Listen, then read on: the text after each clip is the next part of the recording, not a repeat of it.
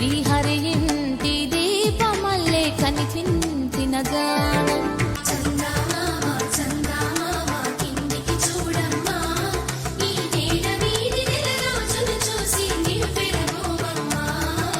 పుత్తడి బొమ్మకు పుస్తెలు కడుతూ పురుషుడి ముని వేళ్ళు, పచ్చని నడపై వెచ్చగరాసను చిలిపి రహస్యాలు.